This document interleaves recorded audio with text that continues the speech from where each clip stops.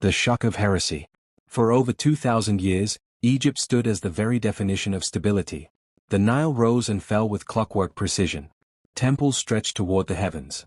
Gods, hundreds of them, governed every corner of existence, from the vast sun overhead to the smallest insect crawling across the desert sands. In this world of order and tradition, the pharaoh was not merely a king. He was a bridge between the divine and mortal realms, guardian of harmony, enforcer of the eternal law known as Ma'at. And then, everything changed. In the 14th century BCE, a single man rose to the throne, a man who dared to look upon Egypt's gods that had been worshipped for generations, and declare them obsolete. In their place, he exalted a single deity, Aten, the radiant disk of the sun. In doing so, he shattered centuries of religious tradition, challenged the immense power of Egypt's priesthood, and rewrote the very identity of his civilization. His name was Akhenaten. To some, he was a visionary, perhaps the world's first prophet of monotheism. To others, he was a dangerous heretic whose obsession nearly destroyed Egypt's soul. And his story remains one of the most radical experiments in all of human history. This is the Grand Heresy. Part 1, Egypt before Akhenaten. Before we can understand the audacity of Akhenaten's revolution, we must step back into Egypt before his reign, a land where tradition was as enduring as the pyramids themselves. Egypt was not just a country. It was a carefully balanced system, a world of gods, kings, and cosmic order. For the Egyptians, every sunrise, every harvest, every beating heart depended on the god's favor. And ensuring that divine favor was the role of the pharaoh. He was not worshipped as a god at first, but as centuries passed, pharaohs came to be seen as incarnations of Horus, the falcon-headed sky god, and sons of Ra, the mighty sun god. Religion wasn't just spiritual, it was political and economic. The great temples of Karnak, Thebes, and Luxor were not only houses of worship but sprawling centers of wealth. Priests held land, collected tribute, and oversaw festivals that bound communities together. Among all the gods, none rivaled the supremacy of Amun-Ra, the Hidden One, whose cult grew so powerful that the priests of Amun became, in many ways, Egypt's second government. By the time of the 18th dynasty, when Akhenaten's father Amenhotep III ruled, the temple of Amun at Karnak was overflowing with riches. Its priests commanded loyalty across Egypt, its festivals attracted thousands, and its influence stretched into the palace itself. Pharaohs may have been divine kings, but even kings had to tread carefully around the immense shadow of Amun's cult. Life for ordinary Egyptians was equally steeped in polytheism. Farmers offered prayers to Hapi, god of the Nile, to bless their crops. Families wore amulets of Biz, a squat, lion-faced deity believed to protect children. Craftsmen prayed to Ptah, the creator god of Memphis, for skillful hands. Religion was not optional, it was the lifeblood of Egyptian existence. And then came Amenhotep IV, a prince destined to inherit this sacred order. But instead of bowing to tradition, he would burn it to the ground. The rise of Akhenaten. When Amenhotep IV ascended the throne around 1353 BCE, expectations were clear.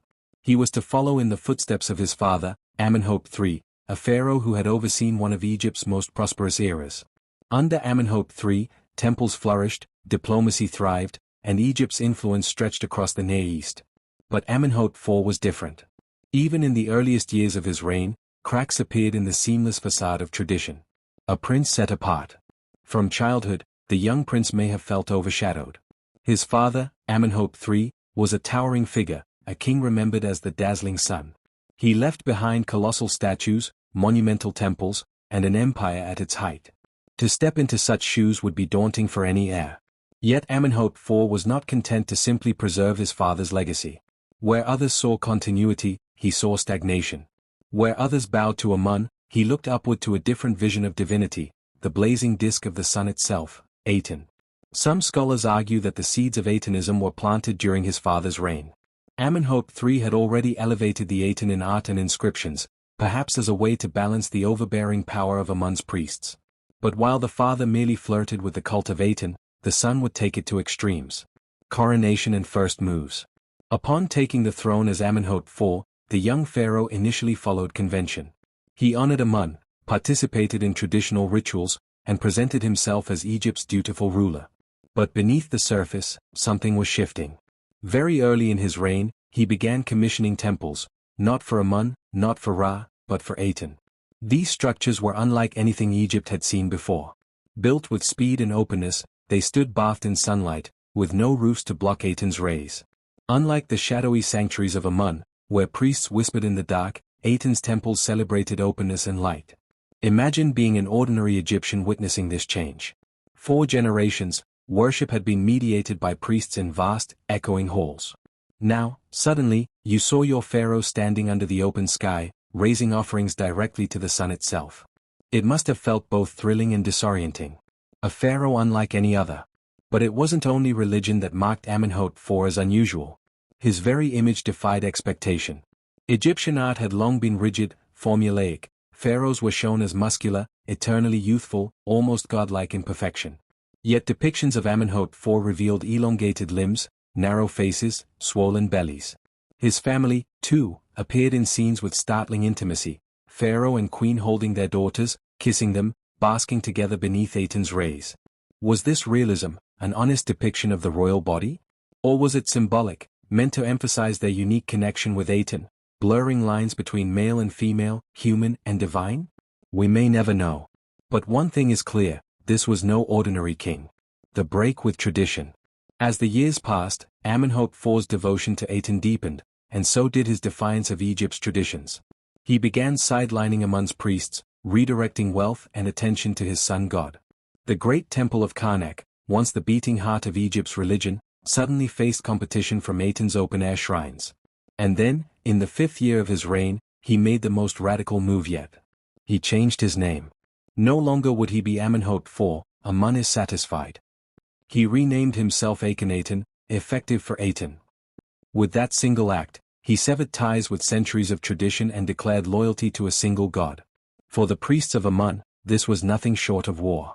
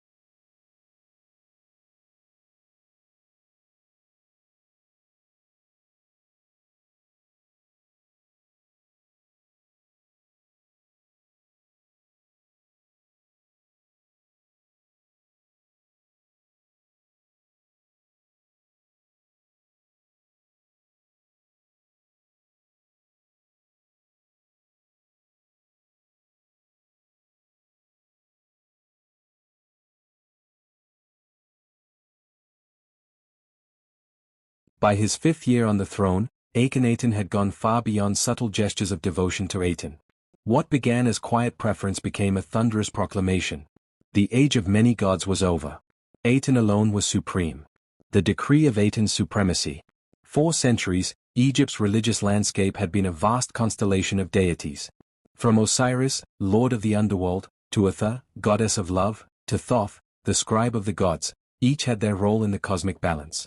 Egyptians believed the universe itself depended on this intricate harmony. And then, Akhenaten declared it all obsolete. In his hymns, Aten was described not as one god among many, but as the god, the giver of life, the creator of all, shining equally on Egyptian and foreigner alike. To worship Aten was to embrace a universal truth. Every other deity? Reduced to irrelevance. This was nothing less than heresy on a national scale. The assault on Amun's cult. The greatest threat to Akhenaten's vision was not the common people, who might adapt to new festivals and prayers, but the entrenched power of the priesthood, especially the priests of Amun. Amun's temples, particularly at Karnak, were among the richest institutions in the ancient world. They owned vast tracts of land, employed armies of workers, and collected offerings that poured in from across the empire. The priests of Amun were kingmakers in their own right. So Akhenaten struck directly at the heart of their power. Temples were closed. Offerings redirected. Inscriptions of Amun were hacked out of stone, his name literally erased from history. At times, entire reliefs were chiseled away just to remove a single mention of the god. This was unprecedented. Egypt had known religious reforms before, but never outright suppression. To attack a god's cult was to attack the god himself, and by extension, the very foundations of Egyptian identity. Art as theology. Akhenaten's revolution was not confined to temples. It spilled into every aspect of Egyptian life, even art. Where once pharaohs stood rigid, timeless, and idealized, Akhenaten's reign introduced fluidity, intimacy, even vulnerability. He and Nefertiti were shown not as distant, godlike rulers, but as tender parents kissing their children under Aten's rays. The god himself was never depicted as a human or animal form, but always as the radiant sun disk, with rays ending in tiny hands that blessed the royal family. This was more than style, it was propaganda. Art became a theological manifesto, preaching that Aten gave life directly to Akhenaten and his family, and through them, to all Egypt. Without Pharaoh, there was no access to Aten. Religion and kingship fused tighter than ever before. Everyday life under Aten. For ordinary Egyptians, this shift must have been bewildering.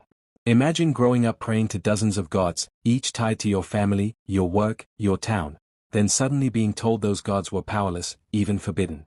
Festivals once dedicated to Amun or Osiris were replaced by celebrations of Aten. Temples once bustling with priests and pilgrims were shuttered. The familiar rhythms of life were disrupted. And yet, Atenism was not entirely inaccessible. Its open-air worship, focused on sunlight and offerings, may have felt more immediate than the shadowy sanctuaries of old. Still, the loss of beloved gods like Osiris, who promised life after death, must have left many Egyptians unsettled. What would become of their souls if Osiris was no longer there to judge them? Reactions and resistance. Not everyone welcomed the change. The elites, particularly the priesthood, bristled at their loss of power.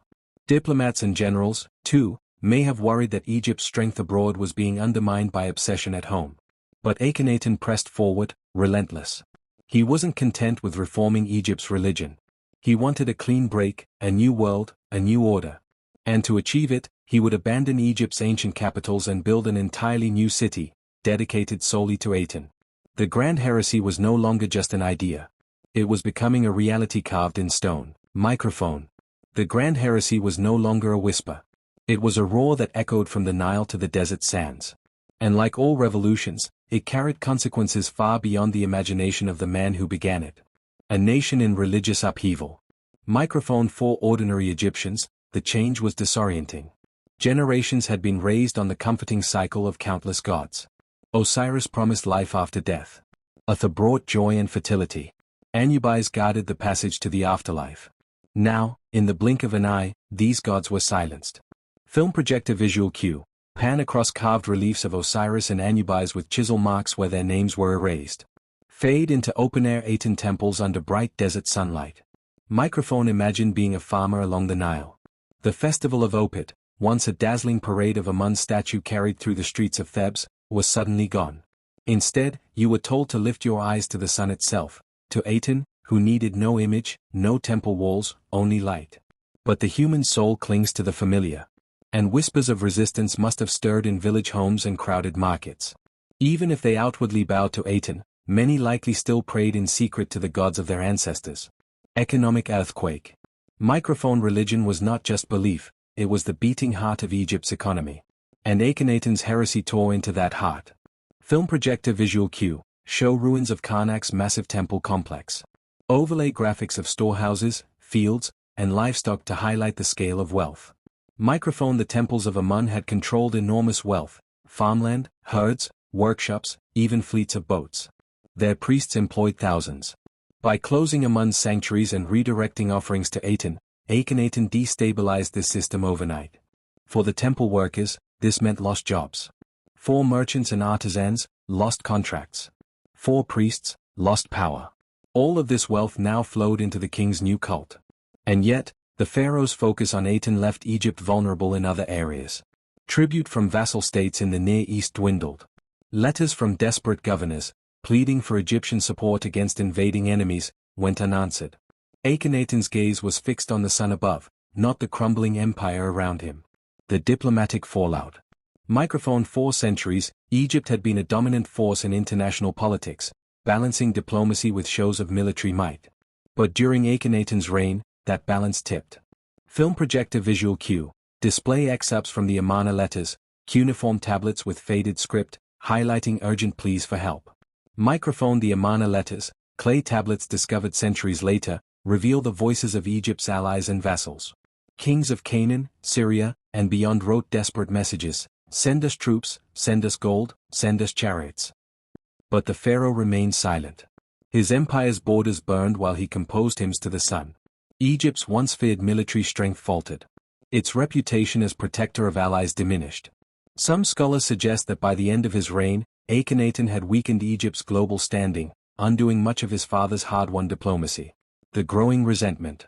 Microphone. Inside Egypt, discontent swelled. Nobles who once profited from alliances with Amun's temples saw their influence vanish. Soldiers and officials questioned why their pharaoh seemed absent from worldly affairs. Even the people, denied their traditional gods, must have wondered if Aten truly answered their prayers. Film projector visual cue. A dramatic shot of empty temple corridors, flickering torchlight, then a cut to a scene of villagers offering quiet prayers in secret to old gods. Microphone. Akhenaten believed he was ushering in a golden age of truth. But to many, his heresy was tearing apart the very fabric of Egyptian life. Religion, economy, politics, all strained under the weight of his vision. And yet, Akhenaten was not finished.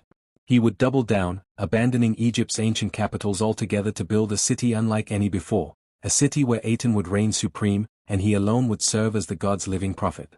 Film projector visual cue. Fade to a barren desert landscape. Overlay the words, Akhenaten, the horizon of Aten.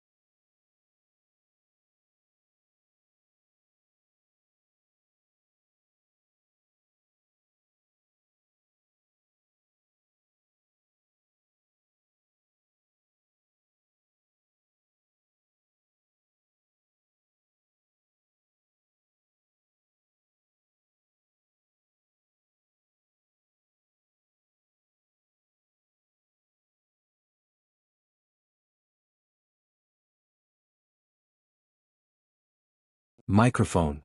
Akhenaten had torn Egypt away from its gods, its traditions, even its political strength. But his boldest gamble was still to come. He would abandon the ancient capitals, Thebes, Memphis, Luxor, and build something entirely new.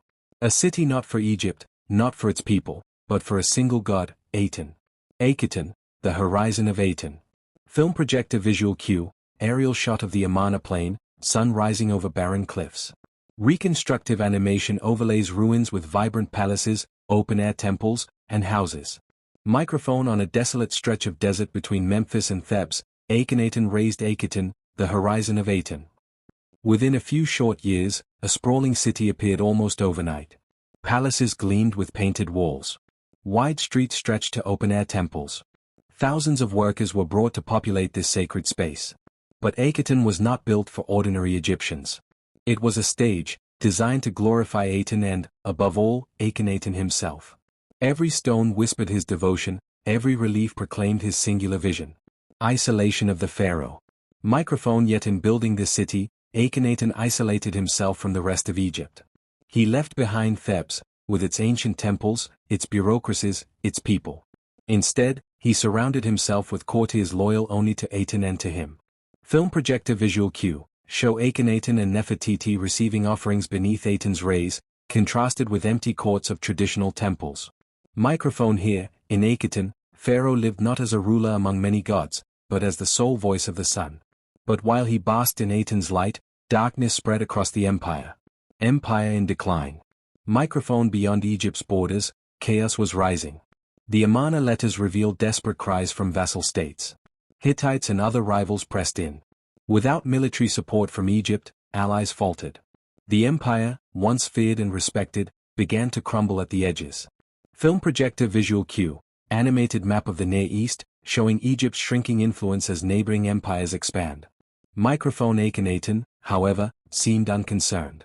His attention was fixed on hymns to Aten, festivals in Akhenaten, and the radiance of his god. To many, it must have seemed that Egypt's pharaoh had turned his back on the world itself. A pharaoh's death, a kingdom's relief. Microphone. Then, as suddenly as he had risen, Akhenaten vanished from history. His death remains a mystery. Some suggest natural illness. Others whisper of conspiracy, perhaps even assassination. Whatever the truth, one thing is certain: the moment he died, the heresy began to collapse. Film projector visual cue, fade from Akhenaten's statues to broken fragments buried in desert sand. Microphone. Officials moved swiftly. Aten's temples fell silent. Work on Akhenaten slowed, then ceased. The old gods, Amun, Osiris, Atha, were welcomed back. It was as if a great shadow had lifted from Egypt. For Akhenaten's successors, the priority was clear: erase the heretic. His name was chiseled from monuments. His images smashed. His city abandoned. It was a systematic attempt to wipe him from memory, as if his reign had been nothing but a bad dream. The silence of damnatio memoriae.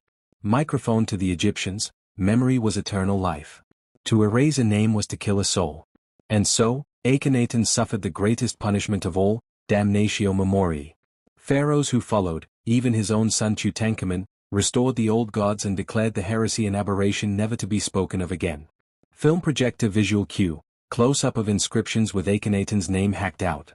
Zoom into darkness, then fade into flickering light of torches in a tomb. Microphone. Yet history has a way of reviving the forgotten. Though his own people tried to bury him, Akhenaten's revolution would not remain silent forever. Microphone. Narration. Akhenaten's reign ended in silence, his name erased, his city abandoned to the desert winds. But centuries later, his ghost would rise again, sparking debates among historians, theologians, and archaeologists.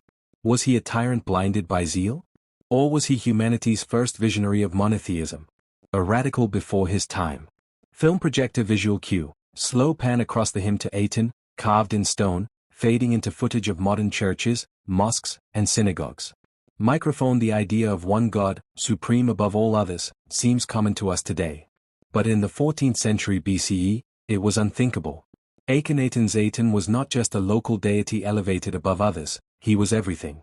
Life, light, creation itself. Some scholars call Akhenaten the first monotheist.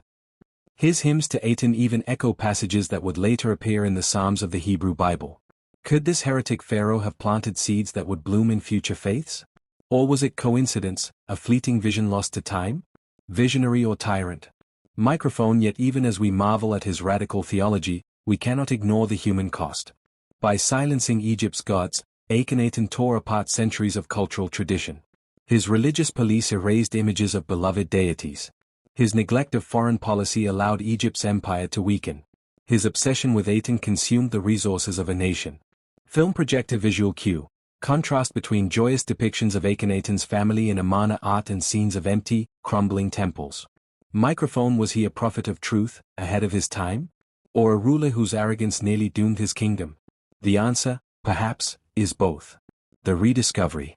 Microphone. For over 3,000 years, Akhenaten lay in obscurity. But in the 19th century, archaeologists uncovered the ruins of Amarna. The Amarna letters revealed the desperate cries of his allies. His statues, strange and otherworldly, re-emerged from the sands. The ghost of the heretic had returned to challenge our understanding of history. Film projector visual cue. Archival footage. Photos of 19th century excavations at Amarna. Modern archaeologists carefully brushing sand off carved reliefs. Microphone. And with him came fascination. Historians saw in Akhenaten not just a pharaoh, but a question. What happens when one man dares to rewrite belief itself? Why he still matters. Microphone. Akhenaten's story forces us to confront a timeless struggle, the tension between tradition and revolution, between belief and power. His life asks us, can one vision reshape the world? And what price must be paid for such a vision? Film projector visual cue. Montage, sunlight breaking over desert cliffs, worshippers in modern temples and mosques, archaeologists in Amarna, children playing along the Nile. Microphone. Though his city crumbled, though his name was cursed, Akhenaten's legacy endures. Not as a god, not as a savior, but as a reminder, belief can build empires, and it can also bring them to their knees.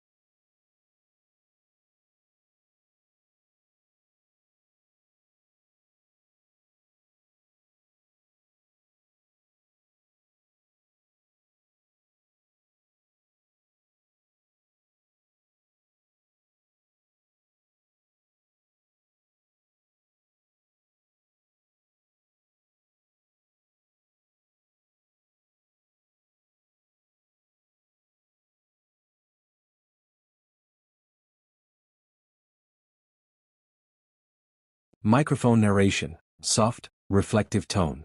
The desert keeps its secrets well. For centuries, the sands of Amarna buried the story of a pharaoh who reached for the sun.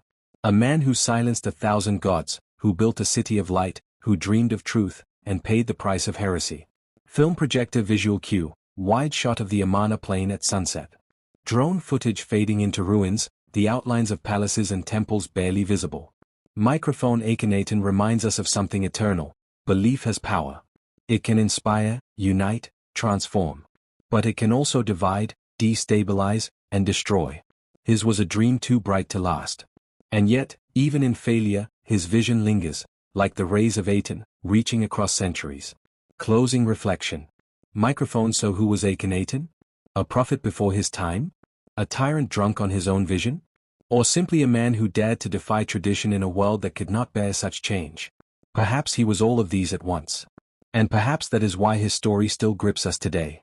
Film projector visual cue. Fade between Akhenaten's elongated statues, reliefs of him with Nefertiti, and fragments of his erased name on temple walls. End with a close-up of the hymn to Aten, carved in stone. Microphone. The heretic Pharaoh is gone. His city lies in ruins. But his question remains, what do we choose to believe, and what will we sacrifice to defend it? Microphone. If Akhenaten's story made you see history in a new light, then join us as we uncover more forgotten tales of the ancient world. Subscribe, share, and leave your thoughts below, because history is never just the past. It is the mirror in which we see ourselves. Film projector visual cue. Cinematic logo animation of the channel, with Aten's sun rays dissolving into your channel branding. Microphone. This was The Grand Heresy, Egypt's Radical Shift. Thank you for watching.